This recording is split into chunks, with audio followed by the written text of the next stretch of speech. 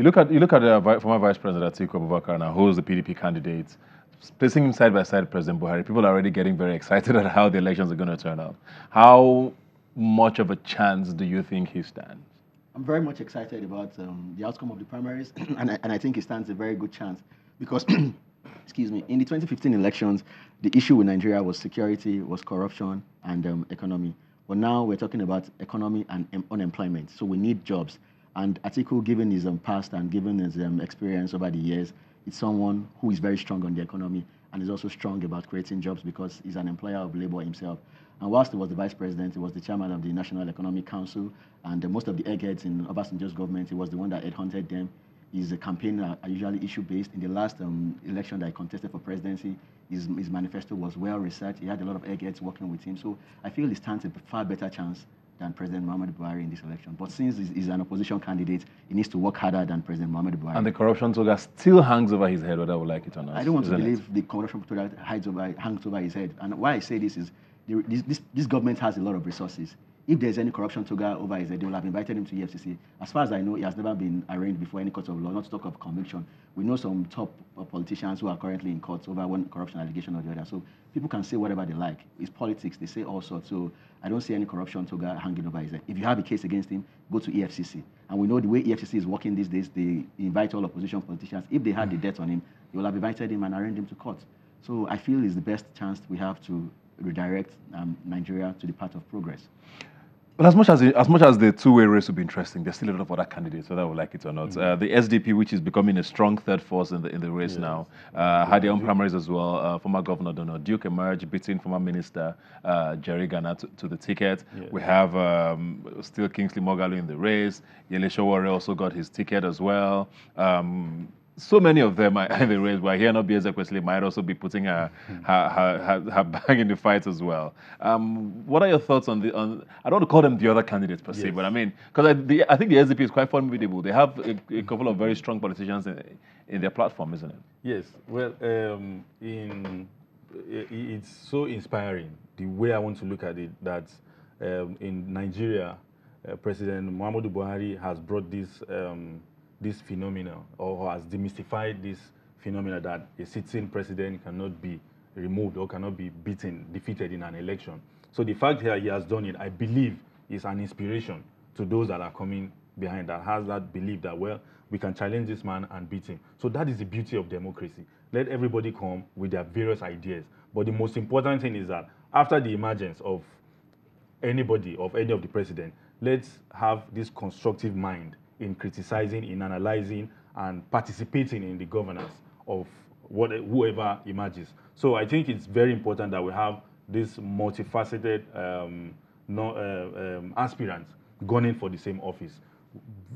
Very good people, brilliant people. So let them come with their various ideas. Let them talk to the electorate. At the end of the day, the masses are going to be the judge. Yeah. Do you think there's going to be, I don't know, I don't want to call it an upset, but how strong do you think the third forces are? The SDP, many say even former President Obasanjo might even have a stake in that. We have a lot of former ministers who are there, former governors. So they do have some sort of resources, both human and material, don't they? Yes, they do. But from my own perspective is, I don't think we need any third force in Nigeria at this moment. And why I say so is, before President Muhammadu Buhari could successfully defeat President Goodluck Jonathan, all the key opposition figures had to come together. And given what we just saw in the Osun State governorship election, it shows that if we want to have any proper contest nationally, we just need two strong parties, which are APC and PDP. So as far as I'm concerned, I feel that all these third force, they are not going to pull any weight. If anything, they are going to spoil the chances of both major parties. So I think what is best is... Who stands to lose the most, do you think? Well, from a third force? From a third force, I think PDP stands to lose more if a third force is allowed to exist. And which is why I'm aware PDP has a coalition of about 30-something parties. They signed an agreement sometime earlier in the year.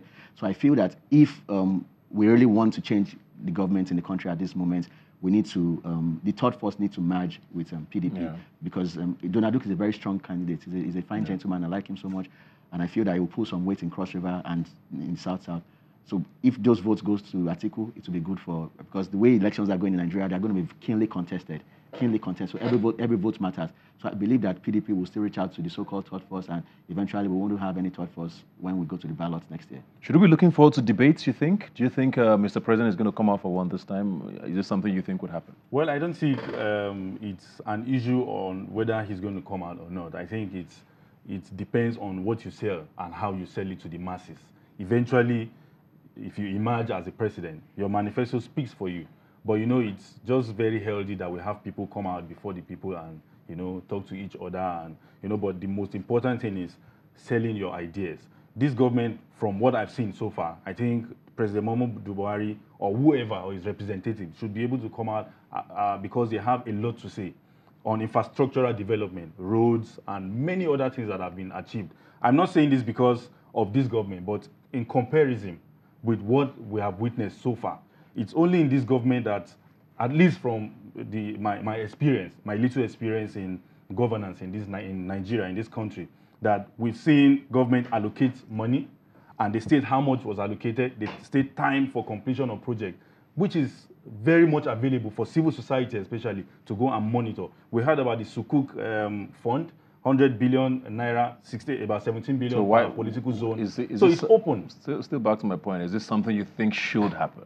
Yes. A debate? Because you said representative there, and I've heard some members of the APC say, oh, maybe the vice president might do the debates instead of the president. Why can't we hear from the president? No, it's okay. Nobody has said the president won't come out to debate or he's not going to debate. But I think the most important thing is if the people like what they've seen or they hear from whoever, whether him or his representative, I think that's the key word. Do you think debates are important? Do you think they're going to make a difference? Debates are extremely important. Aside from being important, communication is very important.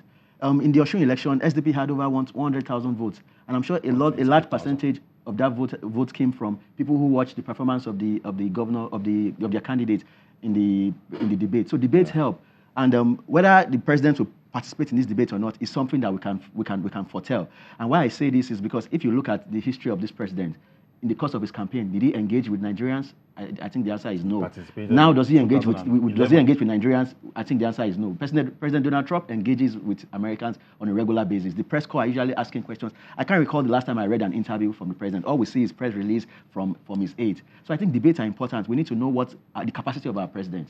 And debates will help us to determine the intellectual capacity of whoever wants to govern us. He participated in debates in 2011 anyway. We're gonna, but this is 2019 we're talking about now. But thank you very much for being here today. We'll continue this conversation. We'll have our candidates now. Yes. So political season is in full swing. Yes. Please don't go away. We'll be right back.